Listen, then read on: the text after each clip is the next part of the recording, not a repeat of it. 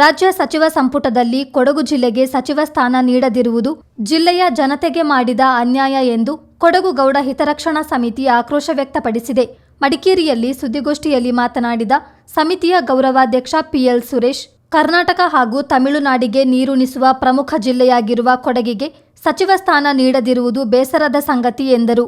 ಕೊಡಗಿನಲ್ಲಿ ಕಾಂಗ್ರೆಸ್ ಶಾಸಕರನ್ನು ಗೆಲ್ಲಿಸಿದ್ರೆ ಸಚಿವ ಸ್ಥಾನ ನೀಡುವುದಾಗಿ ನೀಡಿದ್ದ ಭರವಸೆ ಈಡೇರಿಲ್ಲ. ಇದರಿಂದ ಜಿಲ್ಲೆಯ ಅಭಿವೃದ್ಧಿಗೆ ಹಿನ್ನಡೆಯಾಗುವ ಆತಂಕ ಎದುರಾಗಿದೆ. ಮಾಜಿ ಮುಖ್ಯಮಂತ್ರಿ ಎಸ್.ಎಂ. ಕೃಷ್ಣ ಅವರ ಅವಧಿಯಲ್ಲಿ ಕೊಡಗಿಗೆ 3 ಸಚಿವ ಸ್ಥಾನಗಳು ದೊರೆತಿದ್ದವು. ಬಳಿಕ ಅಪ್ಪಚ್ಚು ರಂಜನ್ ಅವರಿಗೆ ಕೆಲ ತಿಂಗಳುಗಳ ಕಾಲ ಸಚಿವ ಸ್ಥಾನ ಲಭಿಸಿತ್ತು. ಆದರೆ ಈಗ ಹೊರ ಜಿಲ್ಲೆಯ ಸಚಿವರು ಸಭೆ ಹಾಗೂ ಕಾರ್ಯಕ್ರಮಗಳಿಗೆ ಬಂದು ಹೋಗುವುದಷ್ಟೇ ಆಗುತ್ತಿದ್ದು ಜಿಲ್ಲೆಗೆ ಯಾವುದೇ ವಿಶೇಷ ಪ್ರಯೋಜನವಾಗುತ್ತಿಲ್ಲ ಎಂದು ಆರೋಪಿಸಿದರು. ಜಿಲ್ಲೆಯನ್ನು ನಿರಂತರವಾಗಿ ನಿರ್ಲಕ್ಷಿಸಿದ್ರೆ ಜನರು ಹೋರಾಟದ ಹಾದಿ ಹಿಡಿಯುವ ಪರಿಸ್ಥಿತಿ ನಿರ್ಮಾಣವಾಗಬಹುದು.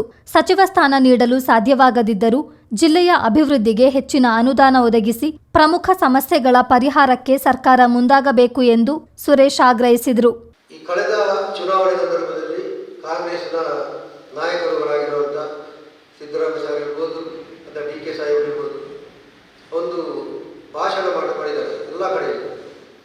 ಕೊಡಗಿನಲ್ಲಿ ನಮಗೆ ಗೆಲ್ಲಿಸಿಕೊಡಿ, ಕೊಡಗು ಜಿಲ್ಲೆಯಲ್ಲಿ ನಮಗೆ ಶಾಸಕರನ್ನು ಗೆಲ್ಲಿಸಿಕೊಡಿ, ನಾವು ನಿಮಗೆ ಗ್ಯಾರಂಟಿ ಒಂದು ಸಚಿವರಾಗಿ ಕೊಡ್ತೀವಿ ಅಂತ ಹೇಳಿದರು. ಬಟ್ ಅವರ ಮಾತು ಖುಷಿಯಾಗಿದೆ ಅಂತ ಈಗ ನಾವು ನೆನೆಸ್ಕೋಬೇಕಾಗಿದೆ. ಪ್ರಥಮ ಸಲದಲ್ಲಿ ಕೊಡಲಿಲ್ಲ, ಎರಡನೇ ಸಲ ಕೊಡ್ಬೋದು ಅಂತ ನಮ್ಗೆ ಅನಿಸಿಕೆ ಇತ್ತು. ಮಾಜಿ ಮುಖ್ಯಮಂತ್ರಿಗಳು ಇರ್ಬೋದು, ಈಗ ಹಾಲಿ ಮುಖ್ಯಮಂತ್ರಿಗಳು, ಬಟ್ ಇಬ್ಬರು ಭರವಸೆ ಕೊಡ್ತಿದ್ದು ಭರವಸೆ ಹುಸಿಯಾಗಿ ಹೋಗಿದೆ. ಅದಕ್ಕೆ ನಮಗೆ ಬಹಳ ಕೊಡಗಿನ ಅಭಿವೃದ್ಧಿ ದೃಷ್ಟಿಯಲ್ಲಿ ನಮಗೆ ಬಹಳ ಆತಂಕ ಆಗ್ತಾ ಉಂಟು. ಈಗ ಏನಾಗಿದೆ ಅಂದರೆ ನಮ್ಮ ಜಿಲ್ಲೆಯ ಜಲವಂತ ಸಮಸ್ಯೆಗಳಿವೆ. ಯಾವುದು ವನ್ಯಜೀವಿಗಳು ಹಾವಳಿ ಇರ್ಬೋದು. ಈಗ ಎಷ್ಟು ಕಸ್ತೂರಂಗನ ವರದಿ ಈಗಾಗಲೇ ಬಹಳ ಕಠಿಣ ರೀತಿಯಲ್ಲಿ ಬಂದು ಜನರಿಗೆ ನಮ್ಮ ಗ್ರಾಮಾಂತರ ನಮ್ಮ ಸುಮಾರು 50-45 ಗ್ರಾಮಗಳಿಗೆ ತೊಂದರೆ ಆಗ್ತಾ ಇದೆ ಅಂತೇಳಿ ನಮ್ಮ ಪತ್ರಿಕೆಯಲ್ಲಿ ನೋಡಿದ್ವಿ, ಕೆಲವು ಮಾಧ್ಯಮಗಳು ನೋಡಿದ್ವಿ. ಈ ಭಾಗದ ಒಬ್ಬರು ಸಚಿವರಾಗಿದ್ದರೆ ನಮಗೆ ತುಂಬ ಅದ್ರ ಬಗ್ಗೆ ಹೋರಾಟ ಮಾಡಿ ಮನದಟ್ಟು ಮಾಡಿಕೊಳ್ಳಲಿಕ್ಕೆ ಸಾಧ್ಯ ಆಗ್ತಾ ಇತ್ತು ಅಂತ ನಮ್ಮ ಭಾವನೆ.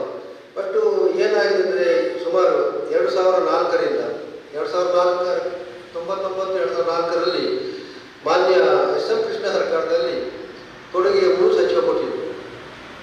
ಅನಂತರ ಇಲ್ಲಿ ತನಕ 2012-13ರಲ್ಲಿ ಯಡಿಯೂರಪ್ಪ ಸರ್ಕಾರದಲ್ಲಿ ಒಂದು 8-9 ತಿಂಗಳು ನಮ್ಮ ಈ ಭಾಗದ ಶಾಸಕರು ಅಪ್ಪಚ್ಚು ರಂಜನ್ ಕೊಟ್ಟಿದ್ದಾರೆ. ಅದು 8 ತಿಂಗಳು ಮಾತ್ರ. ಅದು ಬಿಟ್ಟರೆ ನಮ್ಮ ಕೊಡಗಿಗೆ ಏನಾಗಿದೆ, ಪಕ್ಕದ ಊರಿನವರು ಬರೋದು ನಮ್ಮ ಕೊಡಗಿಗೆ ಬರ್ತಾರೆ, ಆರಾಮಾಗಿ ಬರ್ತಾರೆ, KDP ಸಭೆಗೆ ಬರ್ತಾರೆ, ಅಥವಾ ಯಾವುದೋ ಉದ್ಘಾಟನೆಗೆ ಬರ್ತಾರೆ, ಅಥವಾ ಕೆಲವು ರಾಷ್ಟ್ರೀಯ ಕಾರ್ಯಕ್ರಮಗಳಿಗೆ ಬಂದು ತಮ್ಮ ಏನು ಮೇಲ್ಗಡೆ ಹೇಳಿದರ ಕೆಲಸನ ಮಾಡ್ಕೊಂಡು ಹೋಗ್ತಾರೆ. ಬಟ್ ನಮಗೆ ಕೊಡಗು ಜಿಲ್ಲೆಗೆ ಏನು ಪ್ರಯೋಜನ ಇಲ್ಲ. ದಯವಿಟ್ಟು ನಾವು ಕಾಂಗ್ರೆಸ್ ಇರ್ಬೋದು ಅಥವಾ BJP ಇರ್ಬೋದು ಅಥವಾ ಇನ್ನು ಯಾವುದೇ ಪಕ್ಷ ಇರ್ಬೋದು, ನಾವು ವಿನಂತಿ ಮಾಡ್ತಿದ್ದೀವಿ, ಕೊಡಗು ಜಿಲ್ಲೆಯಲ್ಲಿ ಈ ಥರ ನಿರ್ಲಕ್ಷ್ಯ ಮಾಡಿದರೆ ಕೊಡಗು ಜಿಲ್ಲೆ ಯಾವಾಗ ಪುಟಿದೇಳುತ್ತದೆ, ಯಾವಾಗ ಜನ ಗಂಭೀರವಾಗಿ ಪರಿಗಣಿಸಿ. ಸಮಿತಿಯ ಅಧ್ಯಕ್ಷ ಪರ್ಮಾಲೆ ಗಣೇಶ್ ಮಾತನಾಡಿ, 3 ಪ್ರಮುಖ ರಾಜಕೀಯ ಪಕ್ಷಗಳು ಕೊಡಗು ಜಿಲ್ಲೆಯನ್ನು ನಿರಂತರವಾಗಿ ನಿರ್ಲಕ್ಷಿಸಿವೆ. ಆನೆ ಮಾನವ ಸಂಘರ್ಷ, ಕಸ್ತೂರಿ ರಂಗನ್ ವರದಿ ಸೇರಿದಂತೆ ಜಿಲ್ಲೆಯ ಹಲವು ಸಮಸ್ಯೆಗಳ ಪರಿಹಾರಕ್ಕೆ ಜಿಲ್ಲೆಯ ಜನಪ್ರತಿನಿಧಿಗೆ ಸಚಿವ ಸ್ಥಾನ ಇದ್ದಿದ್ದರೆ ಸರ್ಕಾರದ ಮಟ್ಟದಲ್ಲಿ ಪರಿಣಾಮಕಾರಿ ಕ್ರಮ ಕೈಗೊಳ್ಳಲು ಸಾಧ್ಯವಾಗುತ್ತಿತ್ತು. ಇದರಿಂದ ಜಿಲ್ಲೆಯ ಅಭಿವೃದ್ಧಿಗೂ ಪೂರಕವಾಗುತ್ತಿತ್ತು ಎಂದು ಅಭಿಪ್ರಾಯಪಟ್ಟರು. ಹೇಳಿದ್ದೆ ಕೊಡಗು ಜಿಲ್ಲೆ ಮಳೆ ಆಗಿದ್ದಕ್ಕೋಸ್ಕರನೇ ಅಲ್ಲಿ ಒಂದು ಗಲಾಟೆ ಆಗದ ರೀತಿಯಲ್ಲಿ ಆಯಿತು.